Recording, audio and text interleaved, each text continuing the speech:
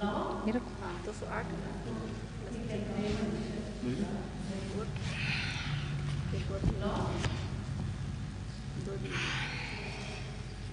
दोनों भाग 145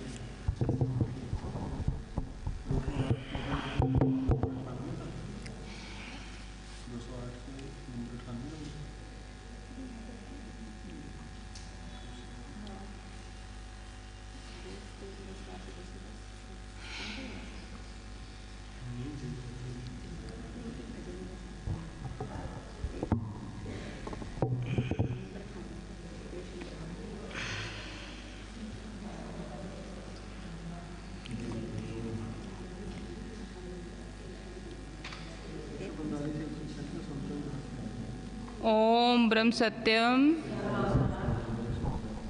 ओम ब्रह्म सत्यम निरंकार अजन्मा अद्वैत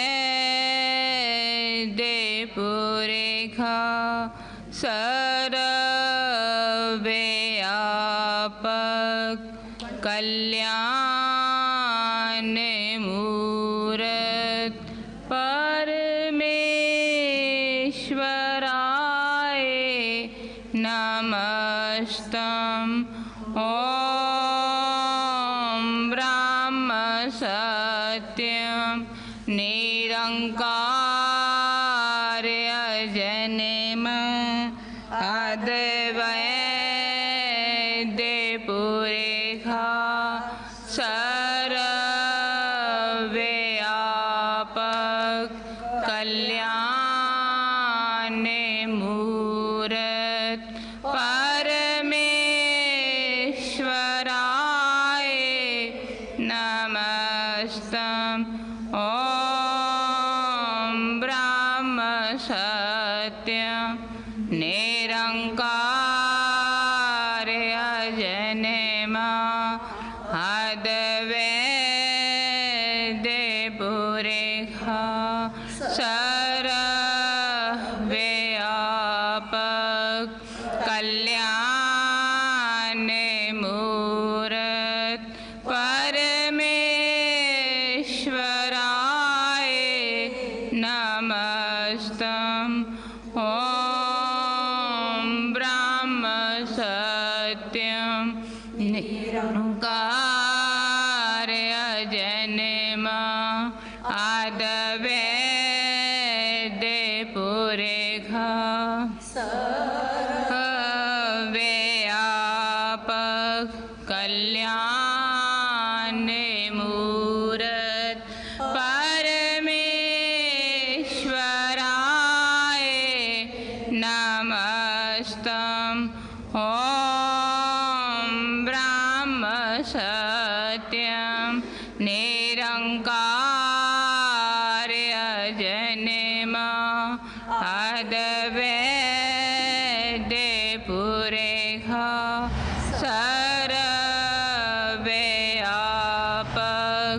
कल्याण मूर्त परमेश्वराय नमस्तम। परमेश्वराय नमस्तम। परमेश्वराय नमस्तम। नारायण पद बंदिए तापतपन होए दूर। नमो नमो नित चरण को जो सर्व आधार हजूर। हृदय सिमरो नाम को नित चरनी करो दंडोत। सत श्रद्धा से पूजिए रख सतगुरु जी की ओट। दो वेदा मिटे मंगल होवे, जो चरण कवल चित धार। हृद सिद्ध आवे घर माही, पावे जय जयकार। साचा ठाकुर सर्व समराथा, अपरम शक्त अपार। मंगत कीजिए वंदना, नित चरनी बलि। सत्य मार्ग सोजी मिली, तन मन भया निहाल। गवन मिटी संसार की, सतगुरु मिले दयाल।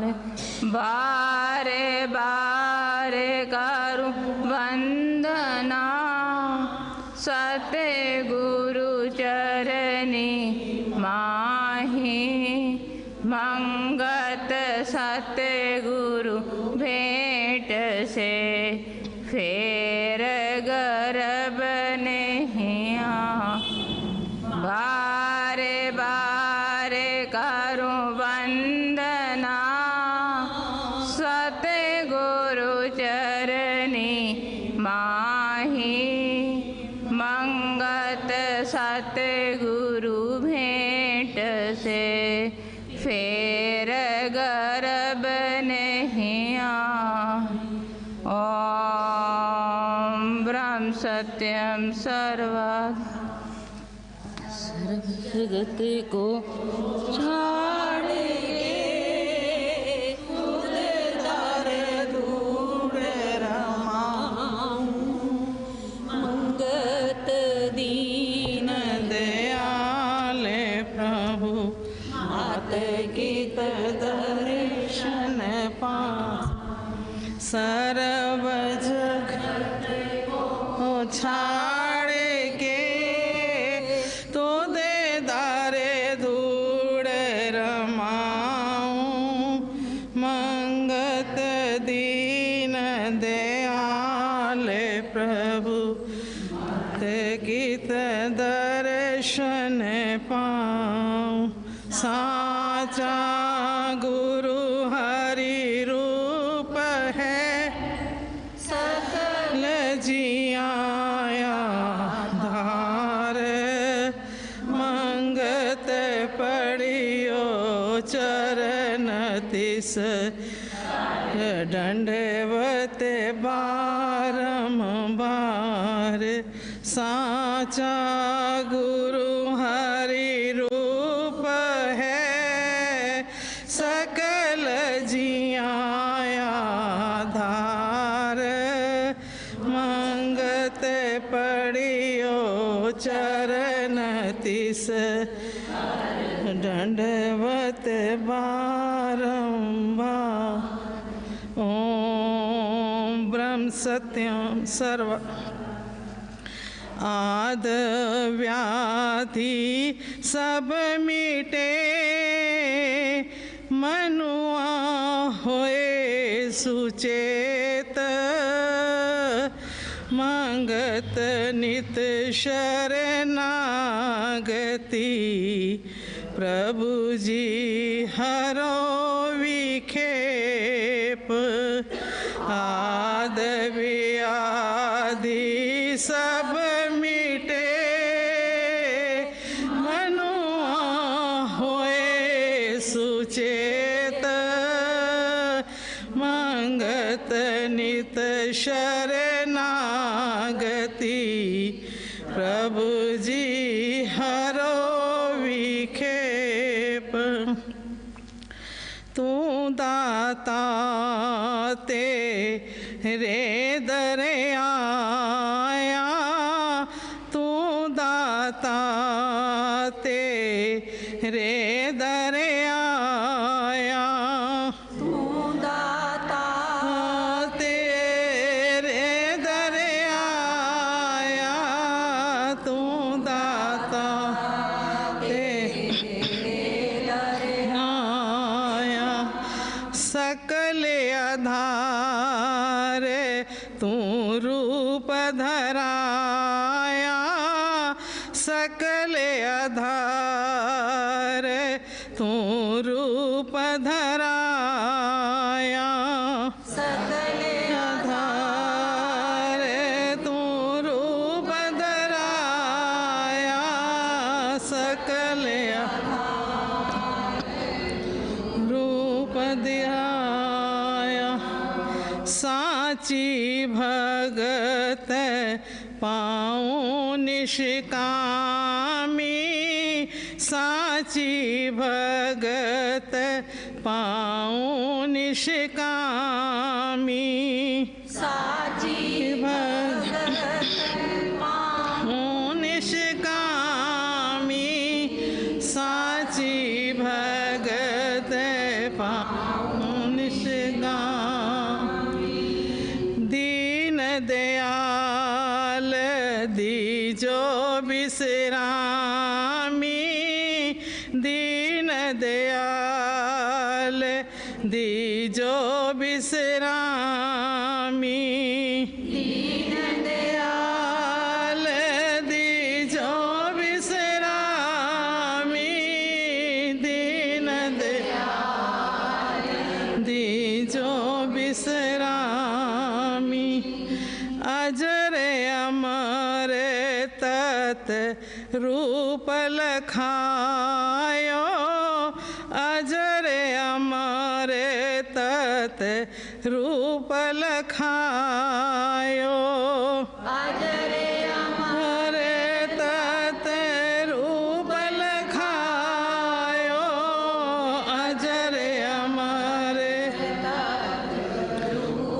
लखायो जन्म मरण दुख ताप मिटायो जन्म मरण दुख ताप मिटायो जन्म मरण दुख ताप मिटायो जन्म मरण दुख मिटायो अकाल स्वरूप अकरम पद दीजो अकाल स्वरूप अकरम पद दीजो अकाल स्वरूप अकरम पद दीजो अकाल स्वरूप अकरम पद दीजो भरम विकार सकल हर लीजो भरम विकार सकल हर लीजो भरम विकार सकल हर लीजो भरम सकल हर लीजो अनादि स्वरूप पाऊँ प्रभु तेरा अनादि स्वरूप पाऊँ प्रभु तेरा अनादि रूप पाऊँ प्रभु तेरा अनादि स्वरूप पाऊँ प्रभु तेरा आवागमन का नासे फेरा आवागमन का नासे फेरा गमन का नासे फेरा आवागमन फेरा नित शरणा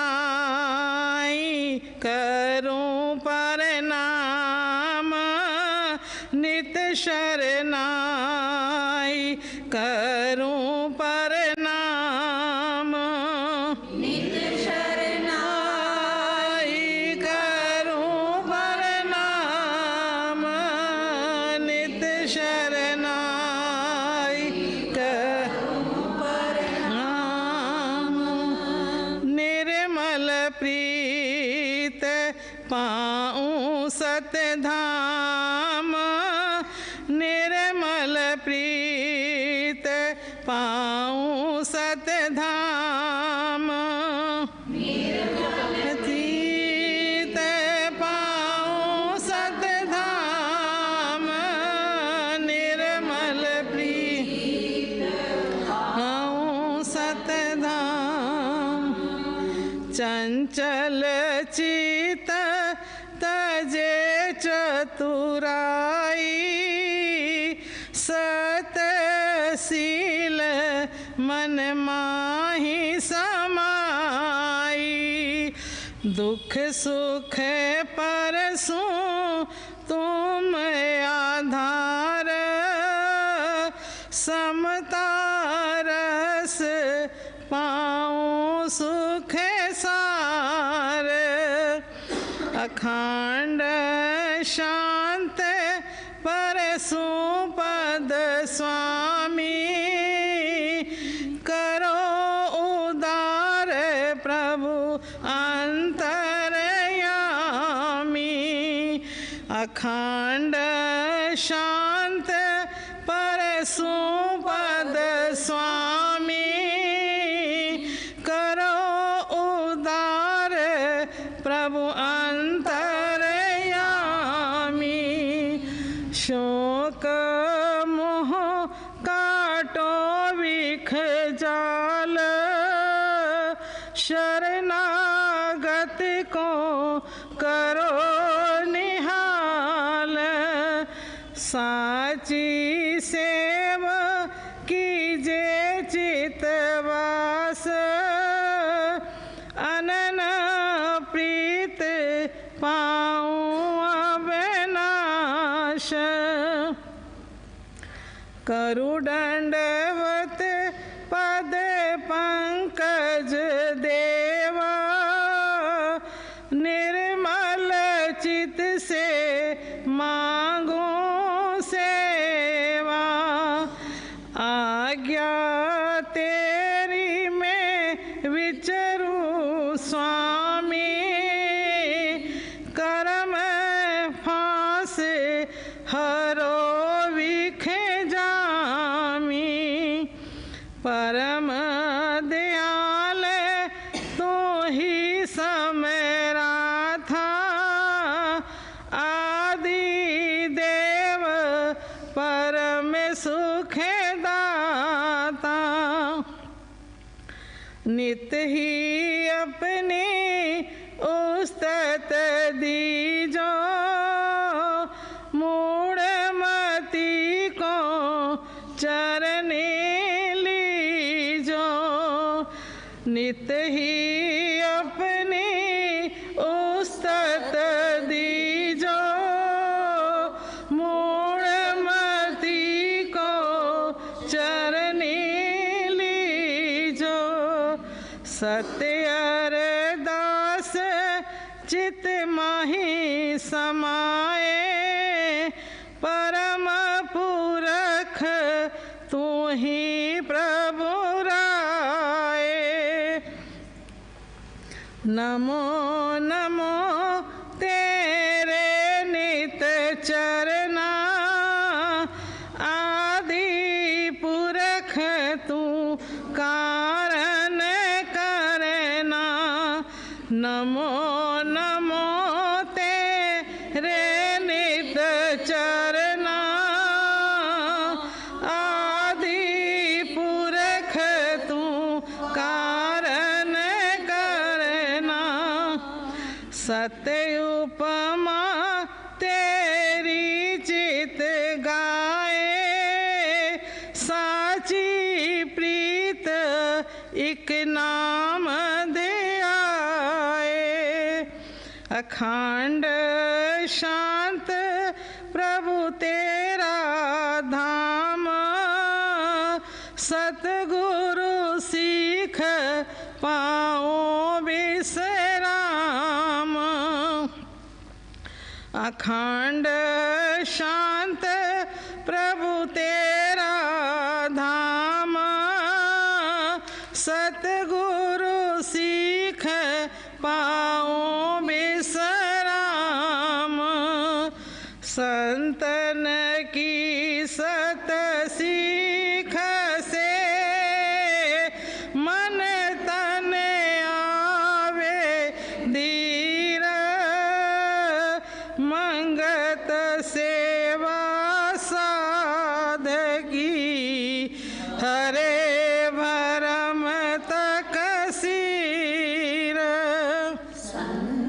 न की सत सीख से मन तन आवे धीर। मंगत सेवा सात की हरे भरम तक सीर।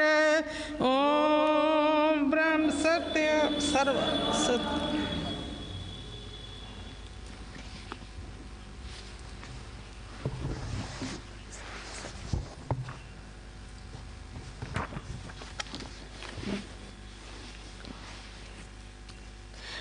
ओम ब्रह्म सत्यम सर्वाधार। ओम ब्रह्म सत्यम सर्वाधार।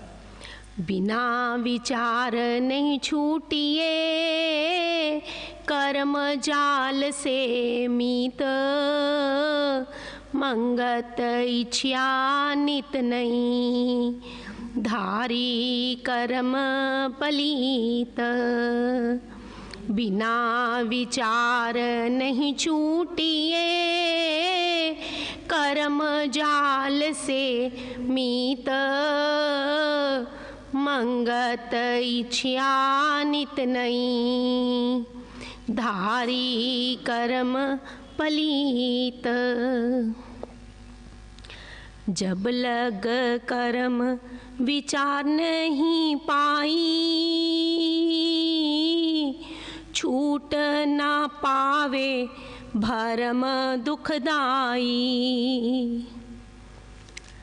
कर्म विचार बिना शांत नाए दिवस रैन जिया भर माए। कर्म विचार बिना जीव दुख पाई बारंबार जूनी भर माई। दुख सुख भोग जो नित विचारी कर्म गति की ये सकली कारी। जैसा कर्म करे दिन राती तिस अनुकूल दुख सुख को जापी। पर कीरत भोग ये रोग आपारी जल जल होवे ये जीव अंगारी। पर कीरत भोग ये रोग आपारी ये जीव अंगारी। सातक राजस तामस धारी शुभ शुभ कर्म विचारी। जैसा कर्म मन माही परोई तिस अनुकूल परापत फल होई। कर्म फल इच्छा पल पल विचारी संकल्प विकल्प अंतर दुखधारी। मन चंचल बुद्धि भरमाए, घनी सयानफ नित लेख लखाए। अपना जाल आपे विस्तारी, दुख सुख भोग सहवे दंड भारी। अंधमत जिया नित परदेसी, दुष्ट विकार के नित परवेसी। कर्म फल भोग में नित भरमाई, अनक जतन धारे चतराई। कर्म फल भोग में नित भरमाई, अनक जतन धारे चतराई। मन मुखता भरम जाल विस्तारी, कबू ना सूझे मार्ग ने सतारी। लोक परलोक की रचना रचावे, काम क्रोध में लीन समावे। लोभ मोह मद में गलतानी, कर्म भोग दुबदा पहचानी। इंद्री विकार को नित नित सोचे, भरम विकार को नित नित लोचे। मकड़ी ज्यों मुख जाल प्रगटाई, तिसमें फंस नाश को पाई। मकड़ी ज्यों मुख जाल प्रगटाई, तिसमें फंस नाश को पाई। विद जीव कर्मगत धारी, जन्मे मरे दुख सुख विचारी। विद जीव कर्मगत धारी,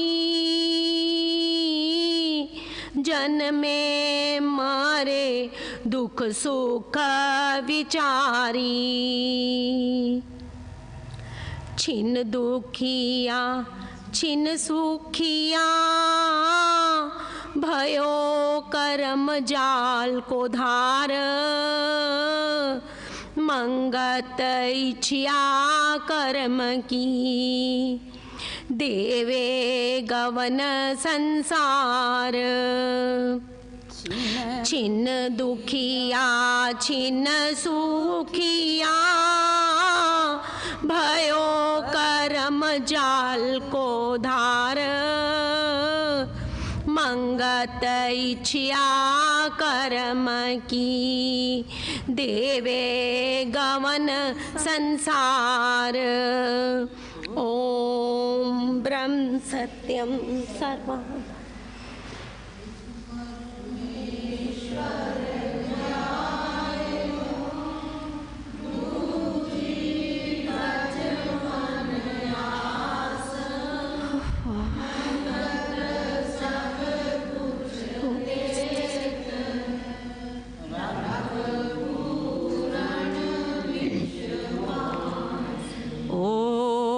ब्रह्म सत्यं ॐ ब्रह्म सत्यं ॐ ब्रह्म सत्यं तिल तिल का अपराधी तेरा रति रति का चोर पल पल का गुनाही तेरा प्रभु बख्शो ओ गुण मोर ओ गुण किए तो बहु किए करत ना मानी हार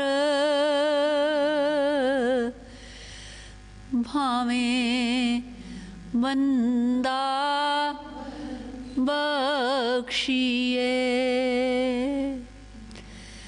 भावे गर्दन मार मैं अपराधी जन्म का नख सिख भरा विकार तू दाता दुख भंजना मेरी करो संहार अनेक जन्म का भरमता प्रभु आयो तेरे द्वार मंगत की विपता हरो तू पूर्ण कृपा धार मंगत की विपता हर तू पूर्ण कृपा धार ओम ब्रह्म सत्यम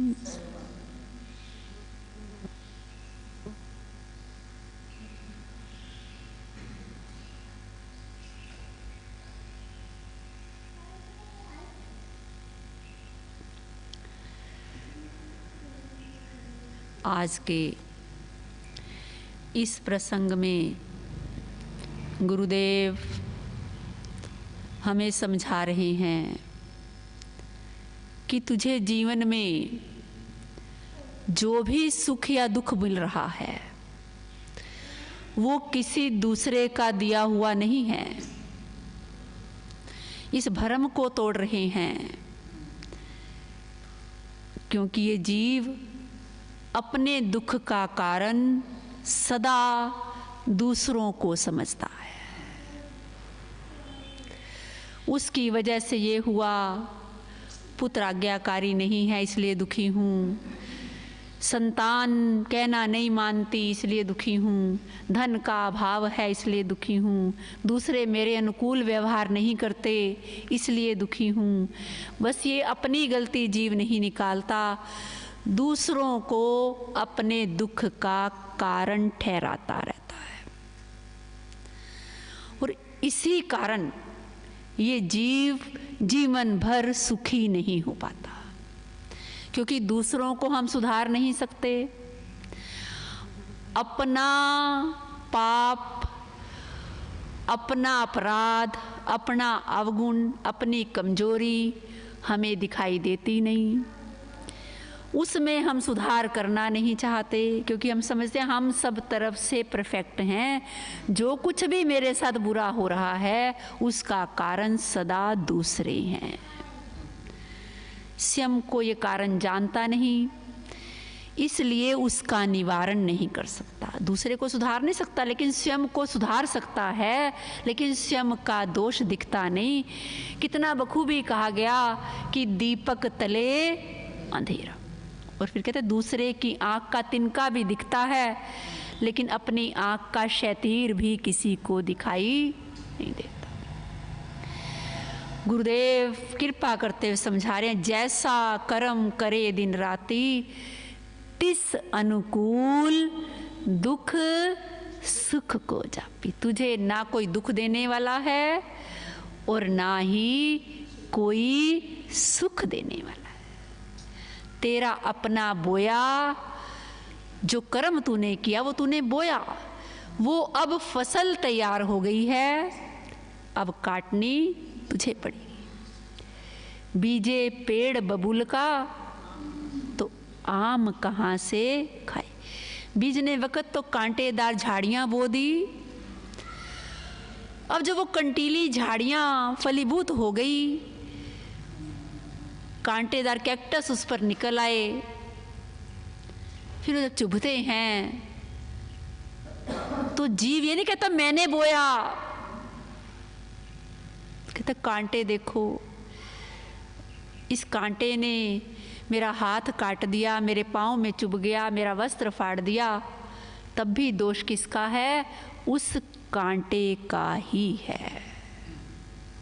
ऐसे ही गुरुदेव कह रहे हैं, तूने जो बोया है वो तेरे सामने अवश्य आएगा।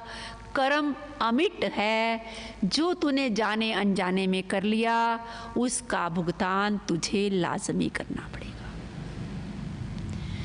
इसलिए ये भ्रांति दूर कर दे कि मेरे दुख का कारण कोई दूसरा है और सुख का कारण मेरा पुरुषार्थ है। मतलब इस जीव के लिए बाहर से कोई दुख सुख नहीं लाता, इसकी करनी ही इसके सुख दुख का बायस यानी कारण बनती है।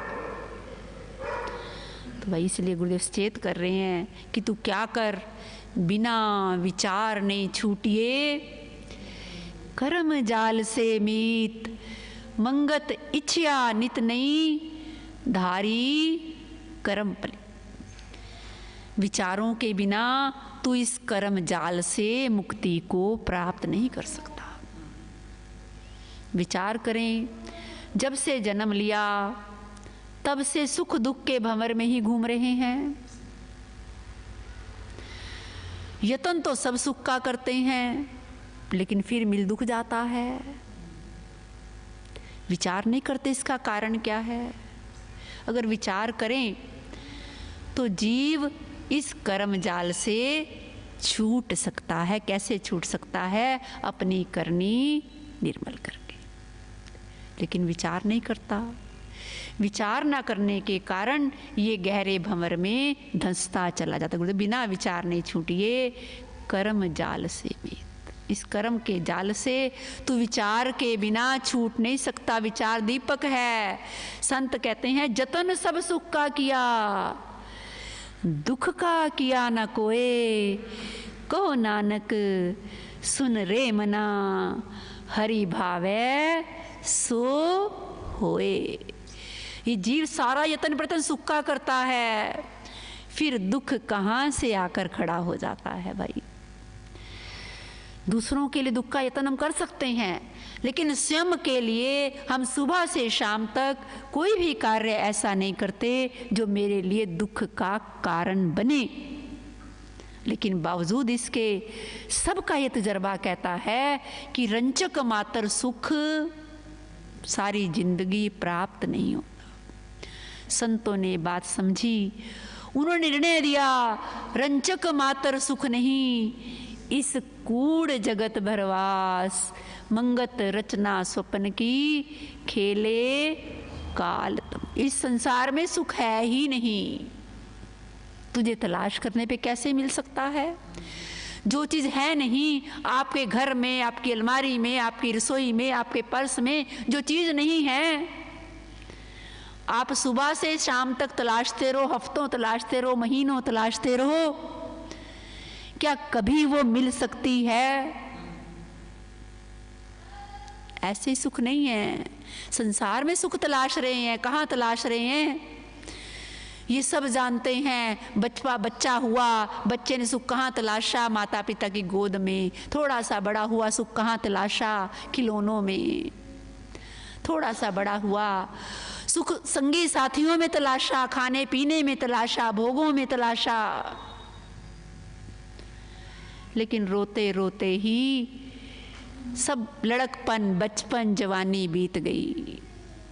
असंख्य भोग भोगे, सुख नहीं मिला, क्योंकि सुख था ही नहीं। मिलता कैसे? करते करते बुढ़ापे ने दस्तक दे दी। बुढ़ापा तो रोगों का घर है। मज्जरा अवस्था प्राप्ति, जीव घोर दुख पाए, मंगत ऐथे थान ही आगे की सुधना। घोर दुख है, यहाँ तेरा स्थान ही नहीं है। घर घर की कहानी है। हम अपने बुजुर्गों के साथ क्या व्यवहार कर रहे हैं, हमारी कहानी हमारे सामने है।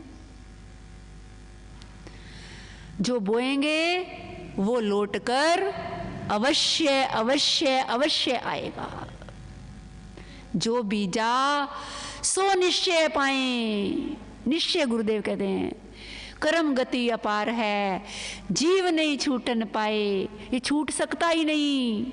जैसा खोटा खरा किया, पाप पुण्य जो कुछ किए, सोई जीव के साथ। मिले सजा अनुकूल तिन, राई वाद ना घाट। राई मात्र भी जो तूने बोया है, उससे कम जायदा तुझे नहीं मिलेगा। ये गुरुदेव आज समझा रहे कि जो तूने बोलिया, जो तूने कर्म कर लिया, वो अमिट है, चाहे तूने कैसे भी, किसी भी स्थिति में, कहाँ रहकर किया। विचार नहीं करते। असंख्य पर्व त्योहार मनाते हैं। आज होली का त्योहार हम मना रहे हैं। क्या हमने विचार किया, देखा हिरण्यकश्यप ने एक जन्म में पाप किया, युग बीत गए, लानतों पे लानतें मिलती जा रही हैं। होलिका का कोई प्रसंग किसी, हमारे वेद ग्रंथों में एक ही प्रसंग आता है कि उसने अपने भाई के कहने पर प्रहलाद को अग्नि में जलाने के लिए अपनी गोद में बिठा लिया, क्योंकि उसे वरदान प्राप्त था कि उसे अग्नि जला नहीं सकेगी। जिसकी रक्षा करे, वरदान का दुरुपयोग किया, वो तो एक बार जली, लेकिन हम हर साल होलिका जला रहे हैं।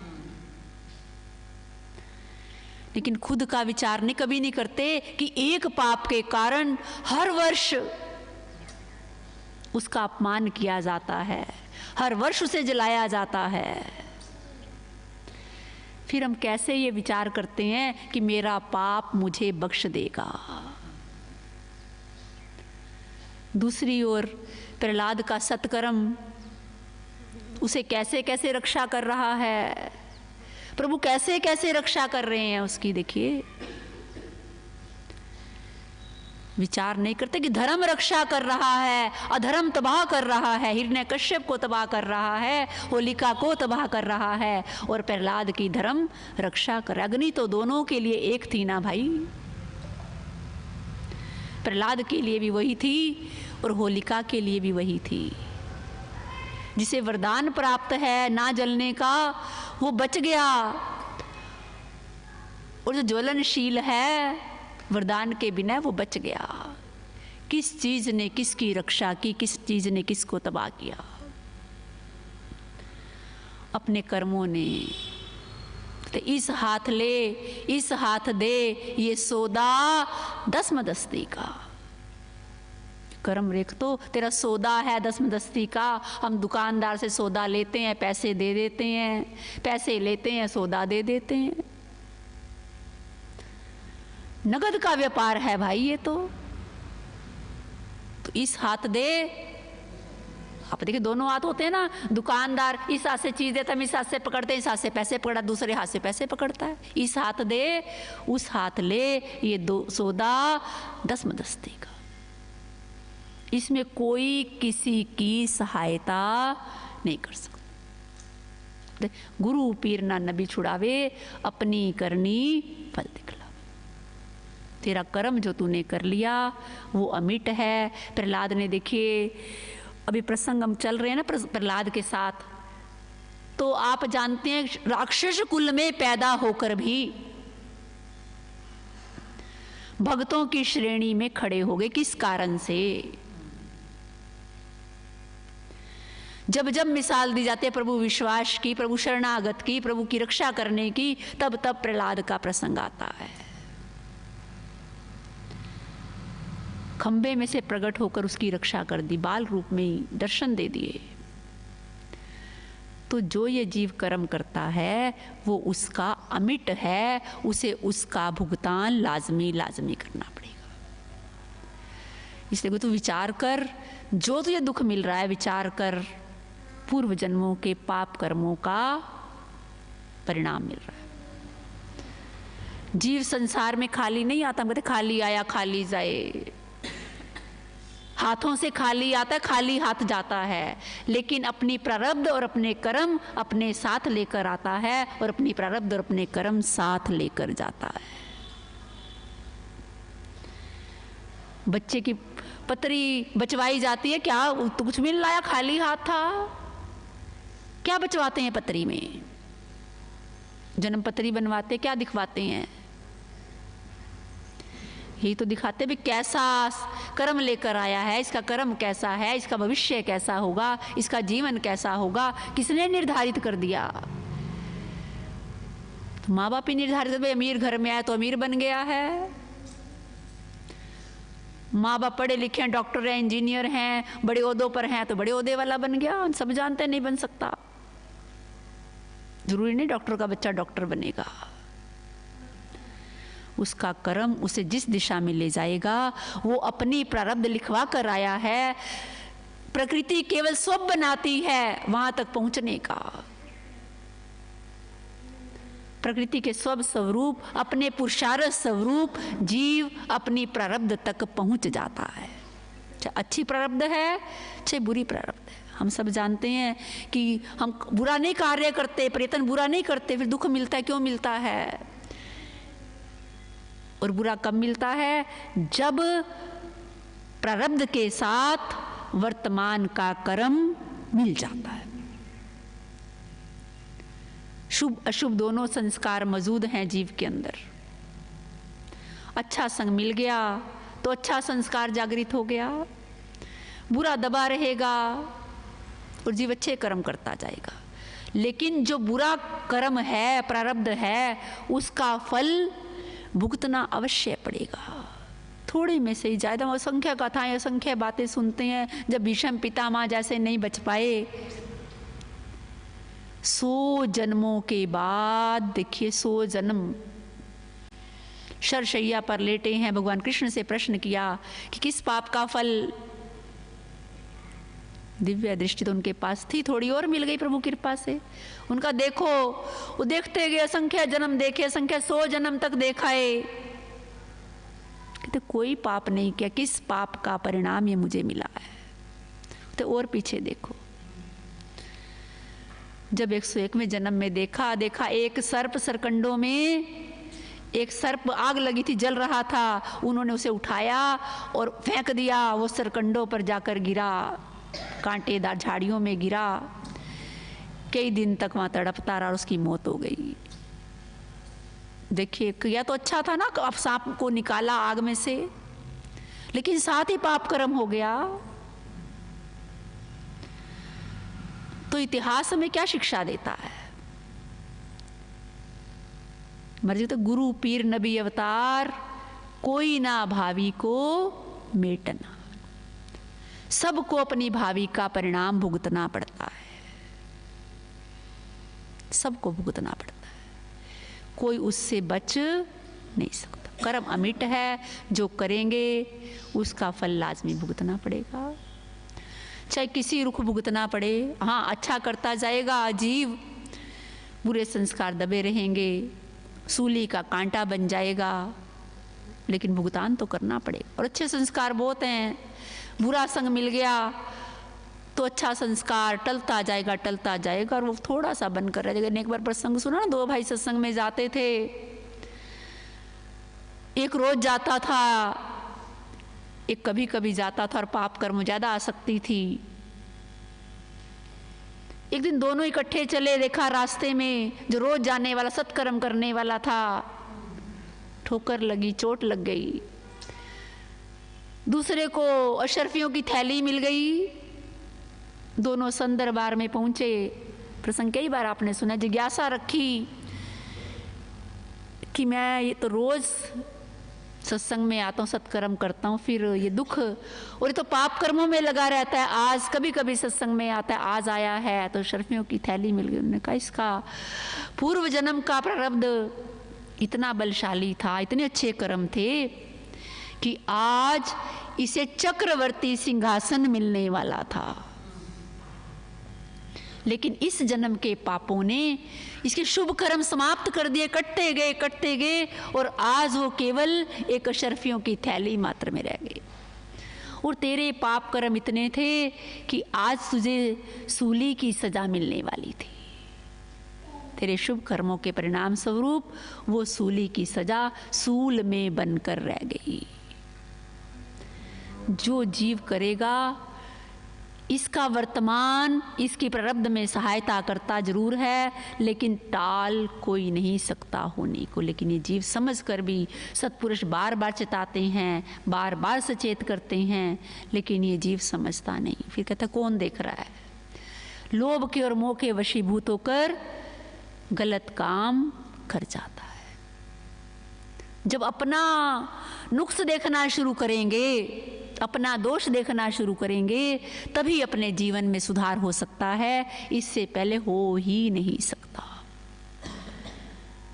संत कितना अच्छा उदाहरण देते हैं कि प्रेमी, जब तू एक उंगली किसी की तरफ करता है तो चार उंगलियां कहाँ रहती हैं?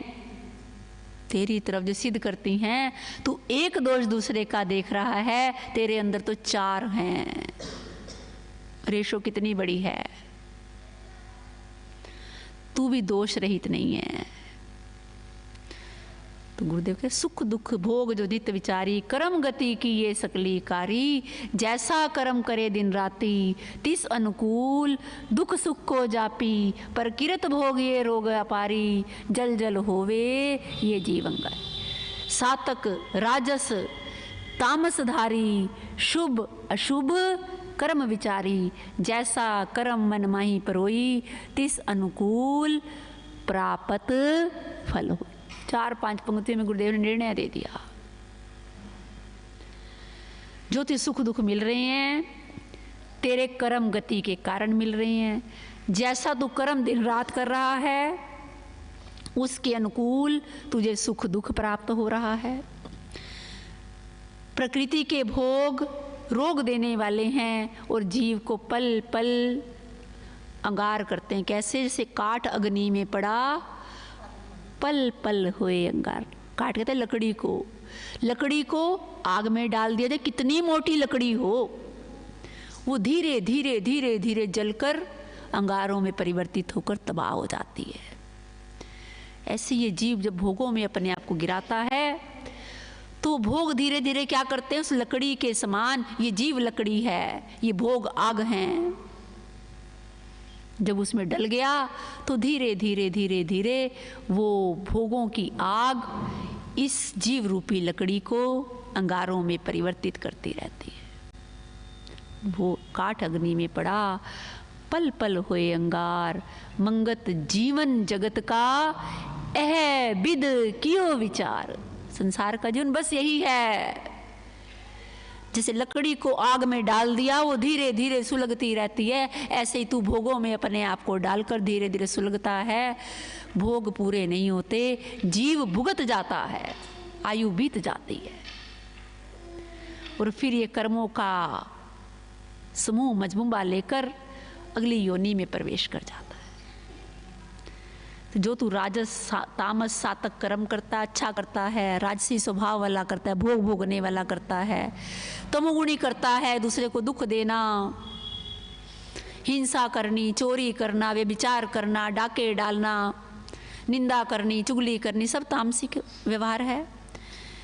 ये सब तेरे शुभ अशुभ कर्म बना रही है। वो तू कितना छिप कर ये जीव कहता है कोई नहीं देख रहा, बेईमाना करता है, लेकिन किस रूप में मर जी। कहते हैं तेरा कोई मित्र नहीं है, सुख दुख के साथी हैं सब। फिर कहा किते लेना ले, लेन देन के साथी हैं, किते लेना ले किते देन मुकाई, कर्म गति संग साक बनाई, अनमत जीव का सत मित्र ना कोई। तेरा सच्चा मित्र है ही कोई नहीं, कर्म गति ने तेरे संगे साथी बनाए हुए। और कर्म गति के कारण तू किसी का लेना ले रहा है और किसी का देना दे रहा है। इसलिए देकर पश्चाताप मत कर। जो ये जीव डॉक्टरों को, वकीलों को और तरह तरह में संपदा में, आपदा में निकलती है जो संपदा, वो सब कर्मों का भुगतान है। अभी तो बड़ा समय बदल गया, ऑनलाइन सिस्टम सब हो गए। ये सच्ची कथाएं हैं कि मिलिट्री में व्यक्ति नौकरी करता था, करियाने की दुकान थी पास में ही, तो सैनिक लोग सब अपना पैसा उसके पास जमा करते थे। जब घर आए तो वो पैसा उससे लेकर आ जाते, कई कई महीने छुट्टी नहीं मिलती, सब जानते हैं। तो एक सिपाही सैनिक भी वहाँ अपने पैसे जमा करता था, युद्ध में वीर गति को प्राप्त हो गया। युद्ध भी नहीं था तो शायद उसकी किसी हादसे में घोड़ी उसको शत्रु खेमे में ले गई, उसकी मृत्यु हो गई।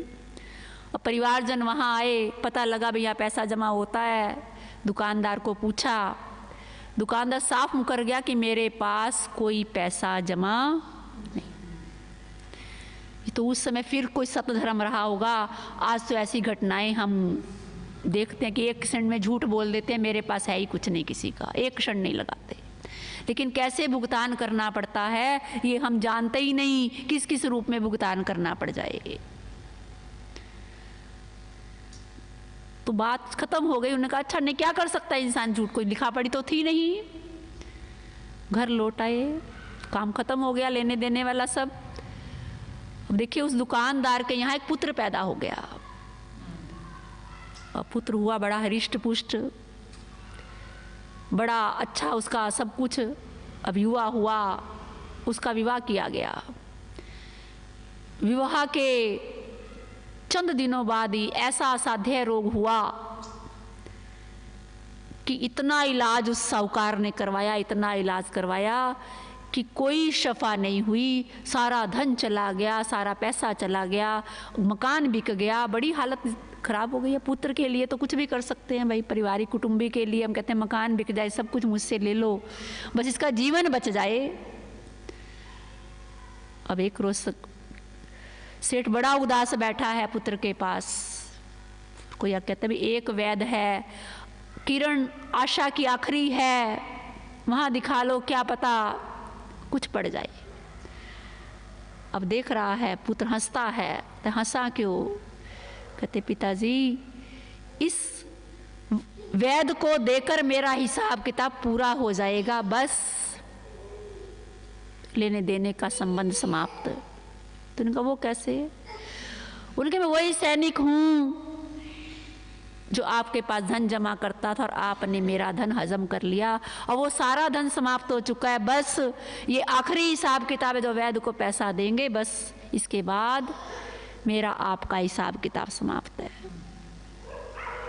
और मृत्यु हो गई। अच्छा चल तेरा हिसाब किताब तो समाप्त है, पर तेरे इस पत्नी का क्या दोष है जो नवविवाहिता है? ये तो सारी जिंदगी रोती रहेगी। वे तो ये वही घोड़ी है जो मुझे जबरदस्ती शत्रु के खेमे में ले गई थी। बेलगाम होकर शत्रु खेमे में मेरी मौत का कारण बनी थी, मेरी मौत नहीं आई हुई थी। अभी अपने किए का फल भुगतती रहेगी रो रो कर। असंख्य गाथाएं ऐसी जहाँ आप आजकल तो टीवी का, न्यूज़पेपर का इतना जमाना है, आप पढ़ते हैं वहाँ मरा, वहाँ जन्म ले लिया, पिछला जन्म याद है। तो क्या हो रहा है सब ये? जीव अपने किए का मर जाते, हर जीव अपने कर्मों का दीदार कर रहा है। सुख दुख के रूप में क्या कर रहा है? अपने कर्मों का दीदार कर रहा है।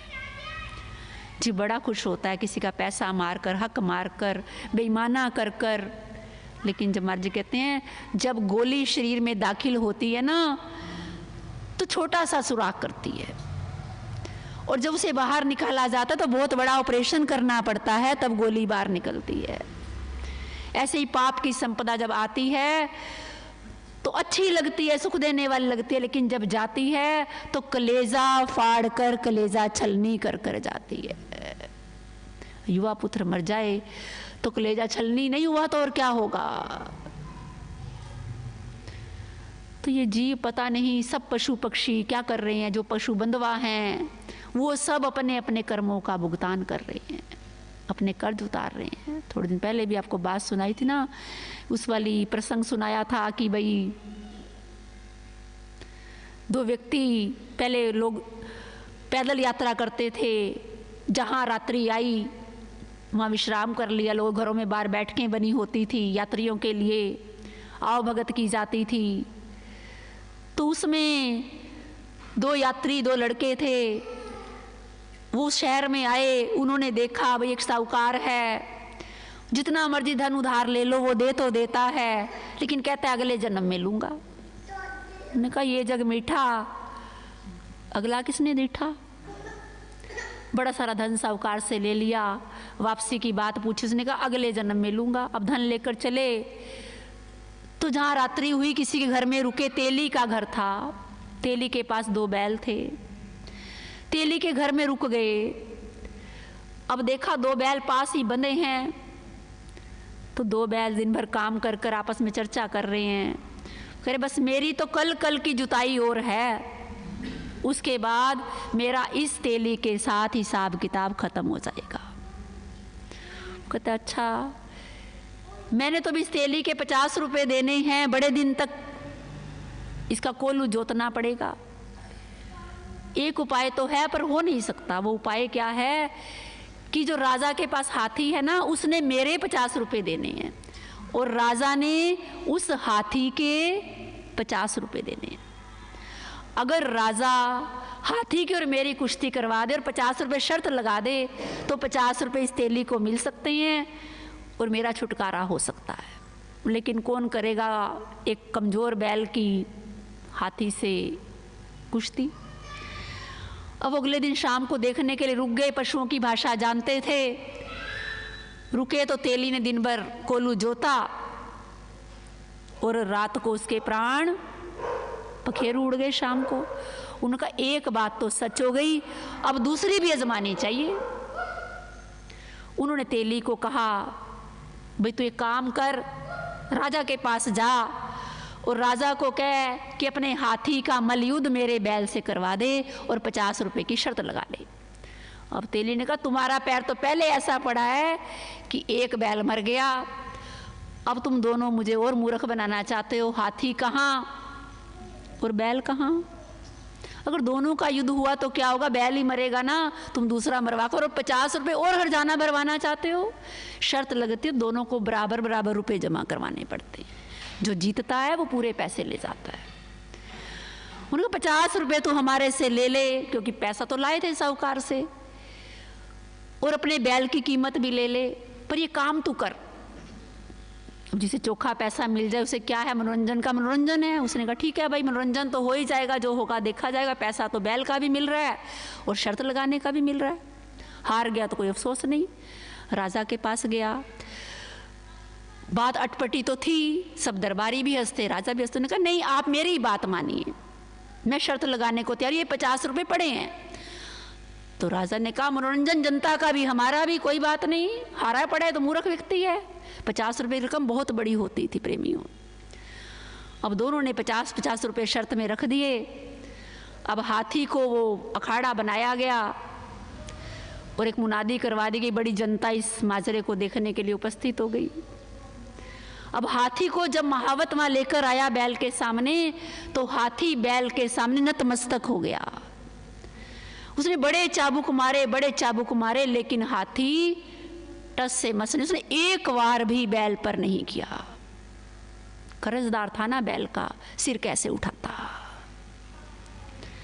बड़ा प्रयास किया गया, लेकिन बात नहीं बनी। अंत में निर्णय हुआ कि तेली जीत गया, और वो राजा वाले 50 रुपये और 50 उसके अपने, 100 रुपये उसको मिल गए। 100 रुपये हाथ में आते ही प्रेमियों, बैल ने भी दम तोड़ दिया और हाथी ने भी दम तोड़ दिया। लेने देने का संबंध पूरा हो गया। हाथी ने बैल के 50 रुपये दे दिए, राजा ने हाथी के दे दिए और बैल ने किसान के दे दिए। अब देखिए, बात यहीं खत्म नहीं हो गई। अब ये घटना देखकर उन युवकों का हिल गया दिमाग, चोट लग गई हृदय पे। अरे ये बैल और हाथी बनकर चुकाना पड़ रहा है, हम तो उससे ले, साहूकार कहते अगले जन्म में लूंगा।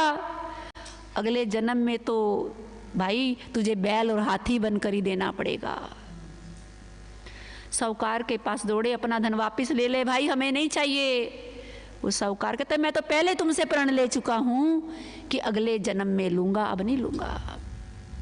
अब अगले जन्म का सिलसिला तो देख ही चुके थे, अब करें तो करें क्या। साहूकार धन लेने के लिए तैयार नहीं, और वो भी लेने के लिए तैयार न, करें क्या। उन्होंने उस शहर में पानी की कमी थी, एक बड़ा सुंदर तालाब बनवाया, और तालाब के उद्घाटन के दिन सेठ को बुलाया कि सेठ उद्घाटन करेगा।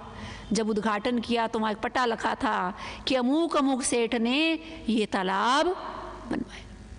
वो सारी संपदा कहाँ खर्च कर दी, उस तालाब को बनवाने में, और उस धन से, उस पराई अमानत से छुटकारा पाया। तो प्रेमियों, ये केवल बैल और हाथी का प्रसंग नहीं है। हमारे डंके की चोट से कहते प्रेमी, किते लेना ले, किते देन मुकाई, कर्म गति संग साक बनाई, अनमत जीव का सत मित्र न कोई। जो तू बोएगा वो तुझे लाजमी लाजमी काटना पड़ेगा। ऐसा बीज न बीजिए जो काटन में दुख दे। ऐसा बीज मत बोना भाई जो काटने में दुख देगा। कर्म रेख अटल है, सुन साचा संदेश। ये जीव करने में सियाना है, लेकिन भुगतान करने में विवश है, पराधीन है। इसकी कोई सहायता नहीं करेगा। बेशक मंदिरों के मत्थे टेक ले, परिक्रमाएं काट ले, जो मर्जी कमा, देवी देव ना कोई छुड़ावे, ना कोई बंद छुड़ावन हारा। गुरु पीर तेरा कोई नबी हो अवतार, कोई न भावी को मेटन। तेरे किए को कोई मेट नहीं सकता। मेटने का मात्र एक तरीका होता है, तू प्रभु शरणागत हो जा, उसकी बहुत याद कर। महाराज जी कहते प्रेमी, अगर तू किसी चीज में मीठे की जगह नमक डाल बैठे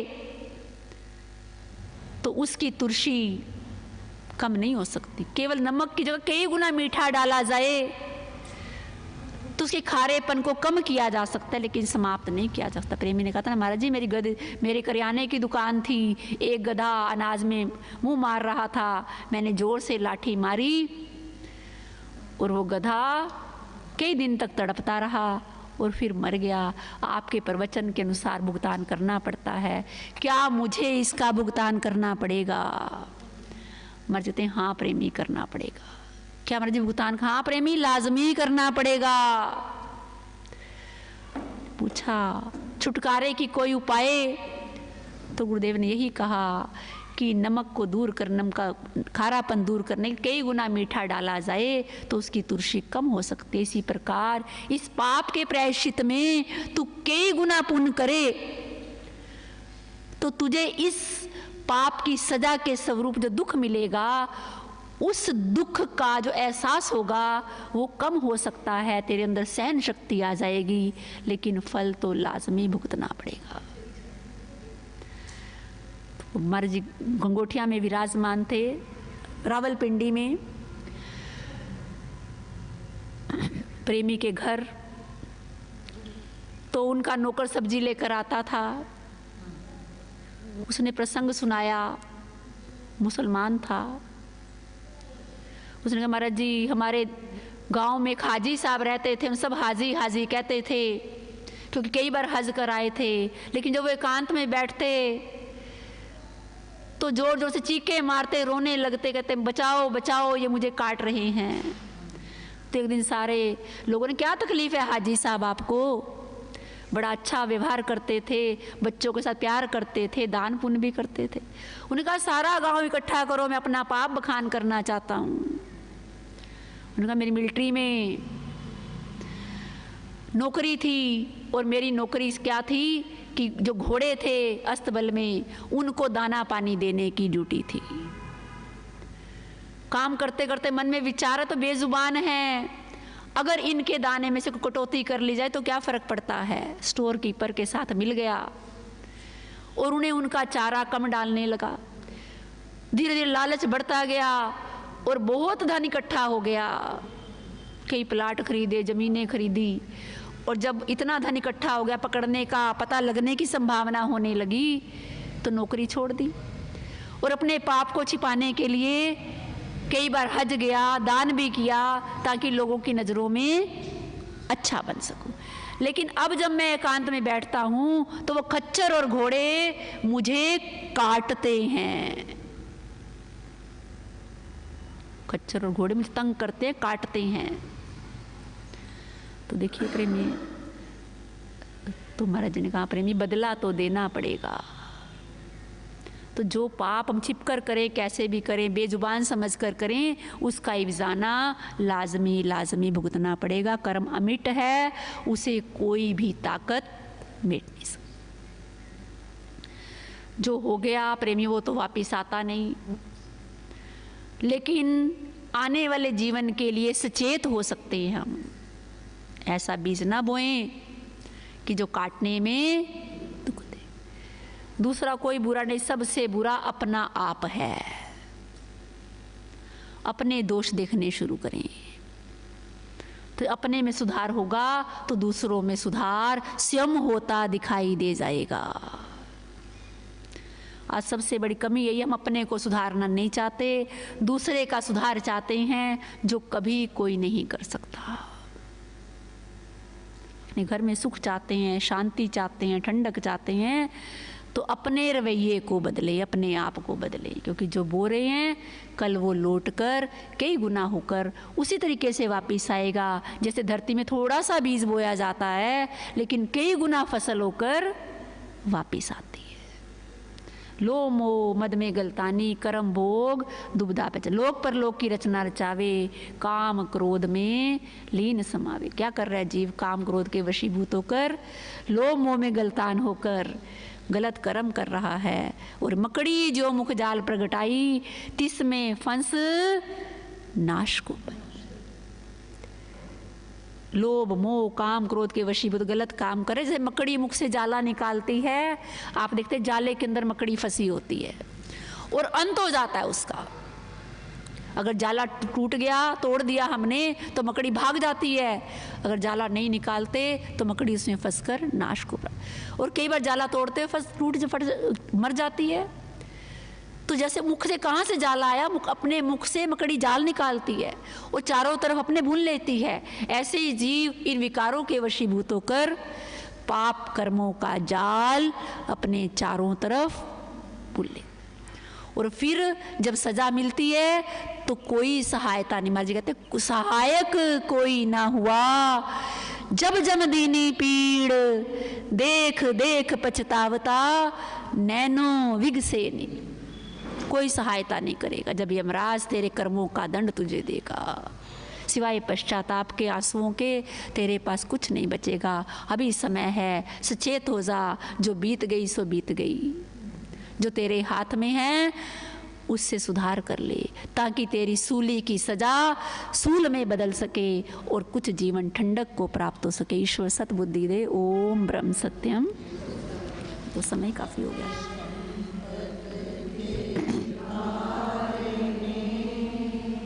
यतन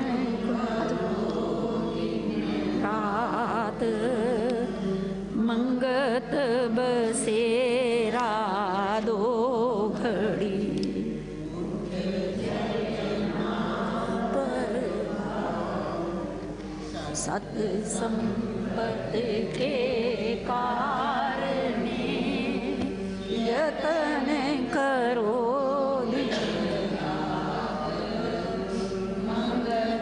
बसेरा दो उठ चलना पर ओ सर्वाधार। सत्संग 15 अक्टूबर 1945। फिलासफा स्वभाव। गुणी पुरुषों का विचार होता है कि पाप क्या चीज़ है, पुण्य क्या चीज़ है, ये जग मिठा अगला किस डिठा, काम से फुर्सत नहीं रब को क्यों याद किया जावे। अर्थात जब यह जग ही मीठा लग रहा है तो परमात्मा के बारे में क्या सोचना। दरअसल जिंदगी का विचार करना बड़ा मुश्किल है।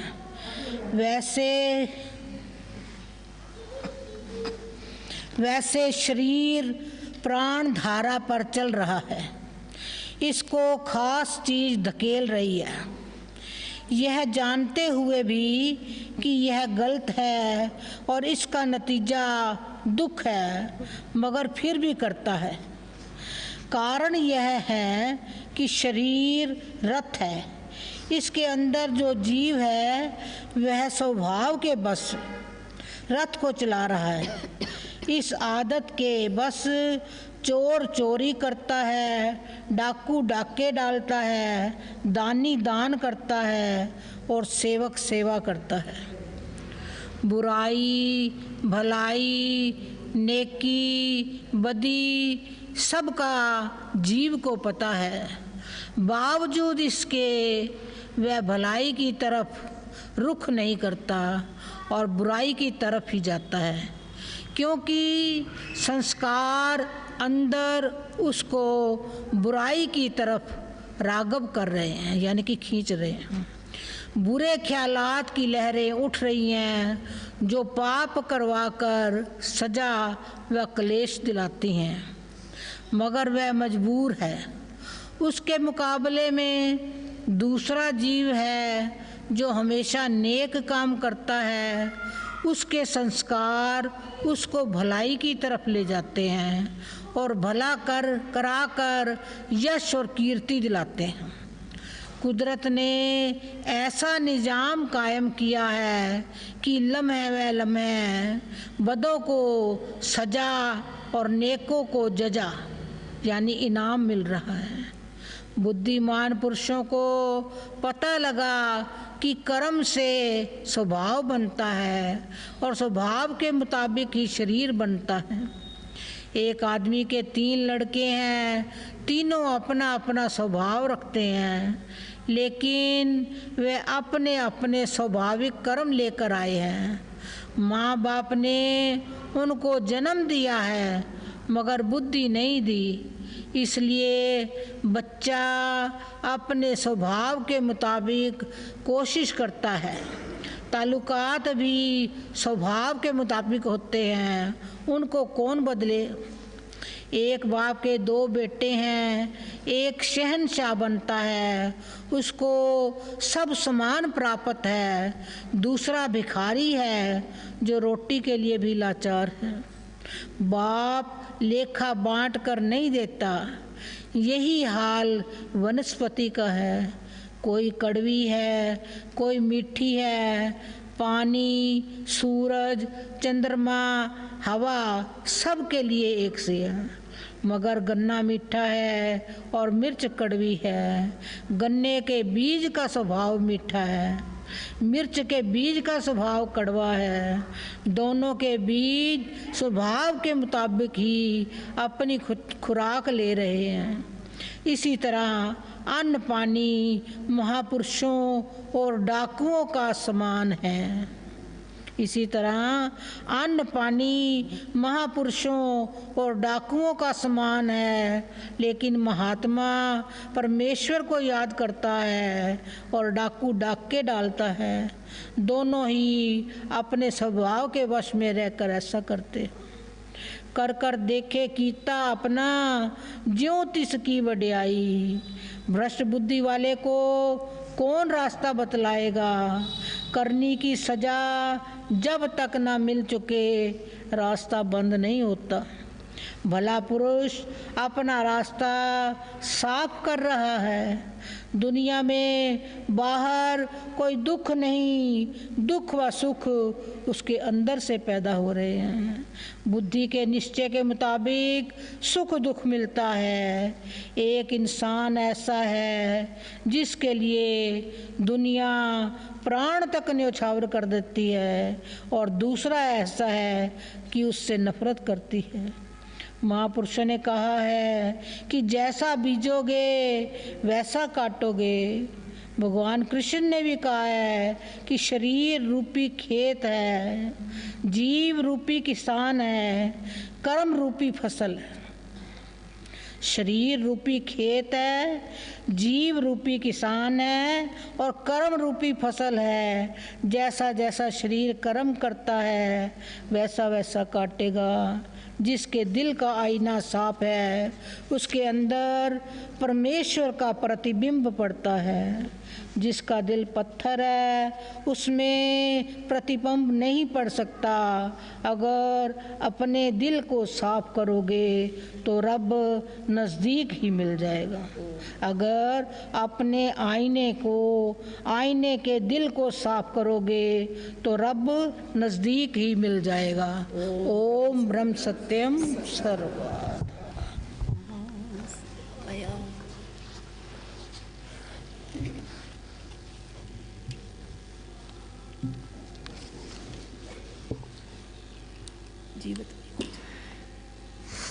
ओम ब्रह्म सत्यम सर्वगा।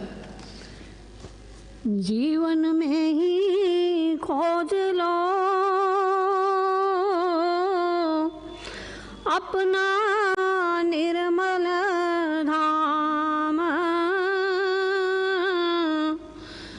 पाद मुबाद त्याग कर सत्संग में लो राम। दूसर माया जाल है, बड़े गुनी गए हार। जिन जन्म सोए कर खोयो, तिनका क्या शुमार। सतपुरुषार्थ राखियो जब लगा प्राण की धार।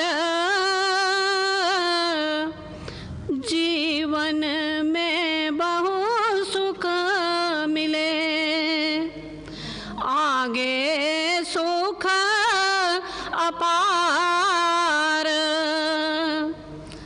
नित रम्यो सत्संग में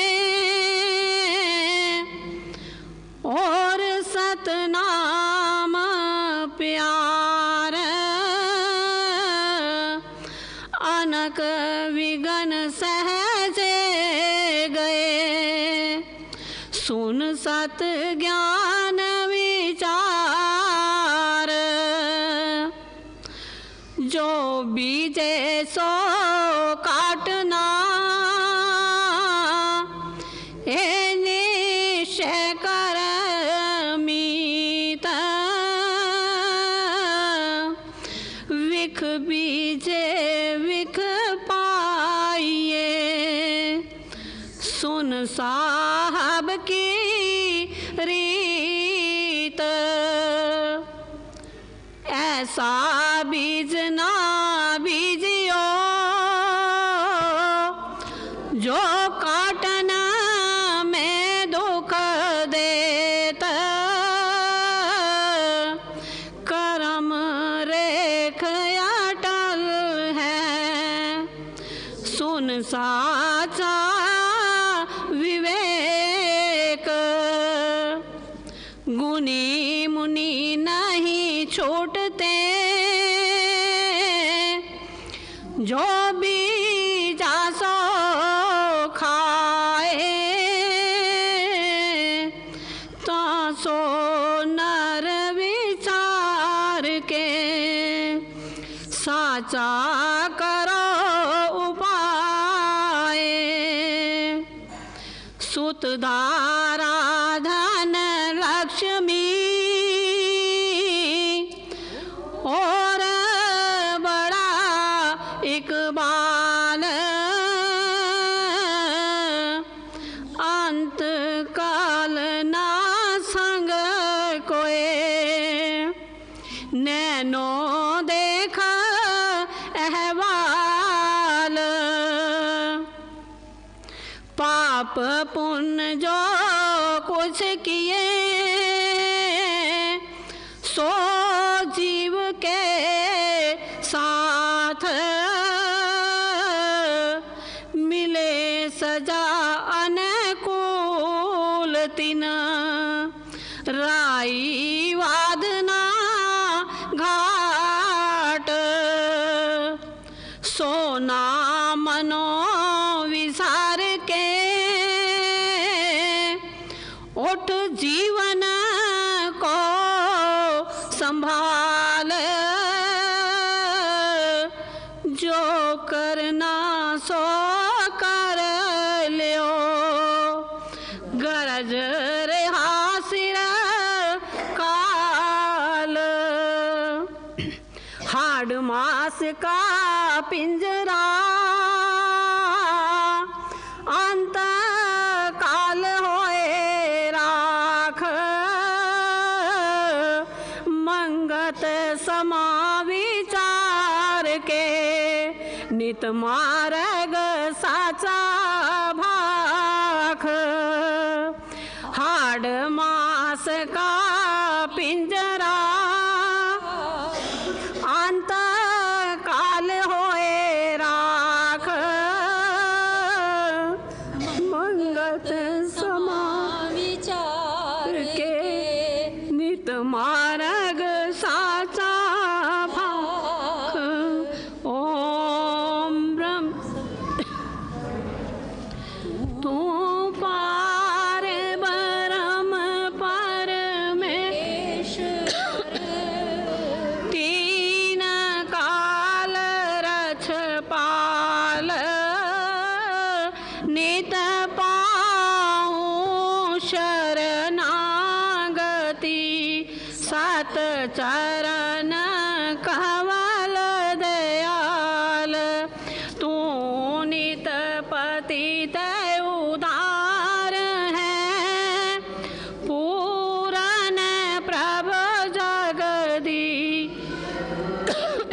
मोह माया संकट हरो दीजो ज्ञान संदेश नित ही तेरे चरण की मन में रहे परीत तू दाता दातार है पूरे खो तम सुखरी पावन पानी बेसंतर धरती और आकाश सबको सरजनहार तू आदि पुरख अवनाश घट घट व्यापक तू पर सरवजिया आधार अनमत पुकार को राख ले तार काल करम जाए दूषणा काल बुद्धि हरो अज्ञान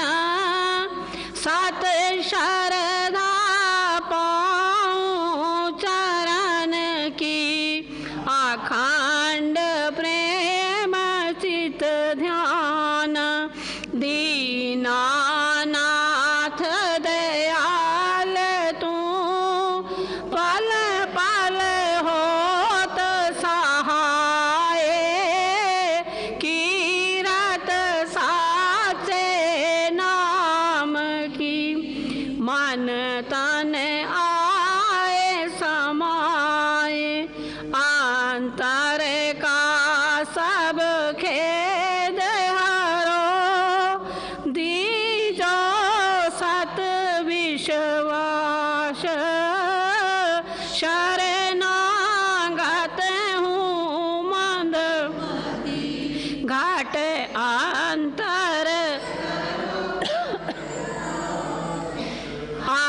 अंतर्गत सिमरन करूं निरंतर धरूं ध्यान घट घट में दर्शन करूं आदि पुरख भग तू साचा साहिब सरब परकाशी शवद रूप अखंड गुणी मुनियो सत करे तन मन पाए आनंद हो में दयाल तू सत परमेश्वर देवे धीर अपार निमक निमक सिमरन करूं चित चरण रहे आधार काया अंतर पर तक होवे नाद रूप विस्माद पल पल की जो आरती तन मन तजू वियाद जगे आवन सुफला होवे तेरी आज्ञा मन में ध्याऊं अंतर्गत करूं आरती भव दूसर तर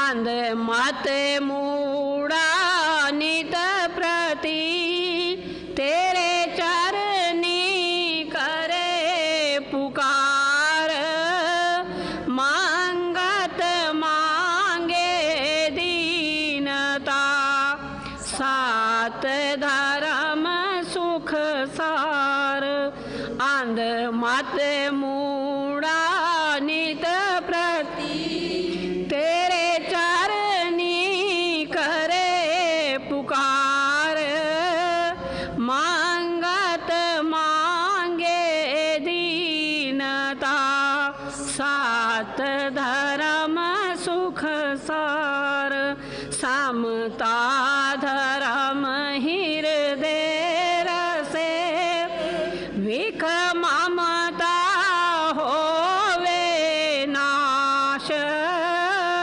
सत स्वरूप पर जल थल पाँव पर काश सब जीवों से प्रेम हो तन मन सेवाधार समता साधन पाए के नित पर साध सात करम सात निष्ठा निर्मल पाऊं विचार मांगत समता धार के जीत चलो संसार सात करम सात निष्ठा निर्मल पाऊं विचार मांगत समताधार